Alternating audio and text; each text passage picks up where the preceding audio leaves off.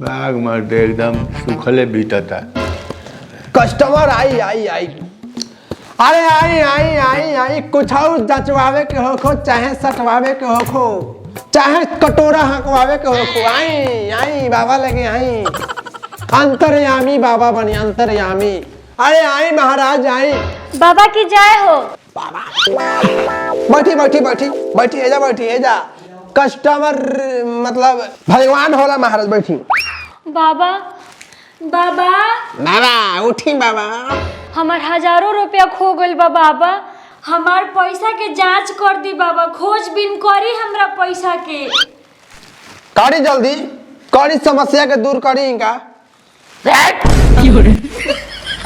हजारों हजार रुपया, लाखों लाख रुपया गिरा दो इसके आंचल में। लाखों लाख रुपया गिरेगा आंचल में। लाखों लाख गिरेगा, करोड़ों होगा वो भी खींचा जाएगा। बाकी हमार तो 2000 रुपया भुलाइल बा। कितना? 2000। कोई बात ना, रुपया पताल में होको तक खींच के ले आए। पताल में बुझाता बाबा के पावन है जी। केहू करी, बाकी हमार 2000 रुपया खोज दी बाबा। जल्दी दुख के दूर करी इनका। देखिए बड़ी लड़की पीड़ा में बुझाती है। बहुत पीड़ा में, बहुत पीड़ा में। 2000 तार रुपया लौकता हमरा। सच बाबा? रुपया लौकता। लौकता हमरो लौकता। तो कैसे मिली बाबा पैसा वा? पैसा मिली, मिली खींच के ले आए, लौकता। मौसा कहता रहा था खींच दी है। सुना, बोली कुछ एमे प्रोसेस बा। प्रोसेस बा? तो हम सब प्रोसेस करें बाबा, बाकी हमार 2000 रुपया चाहिए बाबा, कैसा हमार पैसा खोज दीना बाबा। करो मौसा, हम तो ये कहम कि करो। ठीक बा, इनका 2000 रुपया दे दो। दे का हम ले ले बारी, दे दी, घींचे के पड़ी। खींच दो, कहता रहा मौसा तो पैसा तारा मिल जाये, एकदम मिले, लौकता हमरा। खिंचाई 700 रुपया सामग्री, मात्र 700 रुपया। 700 रुपया 700 रुपया सामग्री के। सामग्री के 700 रुपया दो। ली 700 रुपया 700 रुपया सामग्री के हो गए। बस बस और बस का तू एकदम मान जा कि तहार रुपया तहरा हाथ में बाटे। आगल बा आधा आधा आगल आ गई। आगल आधा 800 रुपया आवाहन खाली। आवाहन बस 800 आवाहन, मात्र 800 रुपया मात्र। हमरा लगे खुला तो नहीं खे बाबा, हैली खुदरा नहीं के देखा 200 रुपया में से दे दा। 200 भगवान के लगे जवन आवता तवन आएगी। ठीक बा, देखी तो का कहता है ऊपर वाला, रख लिया। 200 रुपया दे दा। ये बच्ची बहुत कष्ट में बिया। हाँ, 2000 रुपया के सवाल बा। 2000 रुपया के सवाल बता रहा कि कब तक हमार पैसा मिल जाई बाबा? अभी अभी बैठल बैठल होई। बस बुझ जा कि थोड़ा दूर आउट बात बोल खिंचा गइल बा, पैसा उड़ा रहल बा, सरसरा के आ रहल बा।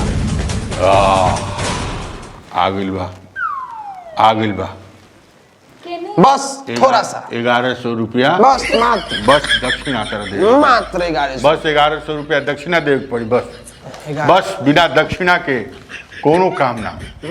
बस उहे थोड़ा सा जौन बा दक्षिणा रुकल बा। दक्षिणा खुदरा नहीं खे हमरा लगे, हैली 100 रुपया इनका के वापस करा। वापस कर ली इजवा भाई जे बा, हम नहीं पैसा कौड़ी के मामला में ईमानदारी। ईमानदारी।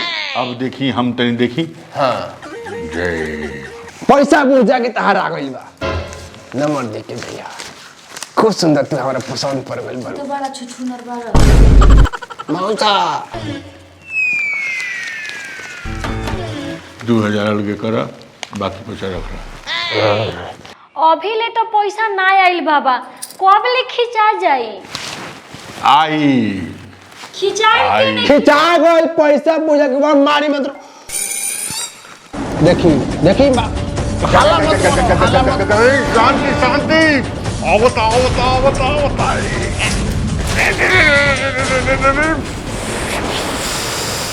खिंचा पैसा खींच के ले आवता नहीं, पाताल से पैसा तहार रास्ता में गिरल बा। देखा ये पैसा है, ये पैसा है, देखा ये पैसा है तहार। ये पैसा हानु 2000 रुपया बानु। 2000 2000 2000 के 2 बाबा की जय हो, बाबा की जय हो। मेरा बाबा जिंदाबाद जिंदाबाद जिंदाबाद। धन्यवाद बाबा, धन्यवाद धन्यवाद। हमरा के मारे ना आयुष्मान आए मौसा यानी हमरो बारे में इतना मंत्र लोग के काम करत रह कुछ आयुष्मान जा प्रणाम बाबा। खुश रहा आप कुछ भुलाई तो हमारे। तू एकदम कोई कोई के भेजत रही हो ठीक बा। आ तुम आओ आयुष्मान गलत धन्यवाद। बात आयुष्मान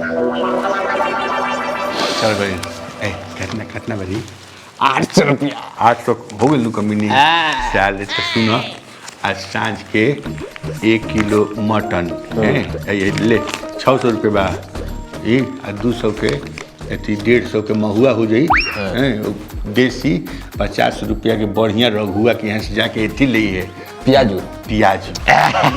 हो गई लो मौसा वाह मान गई तारा के धन्यवाद।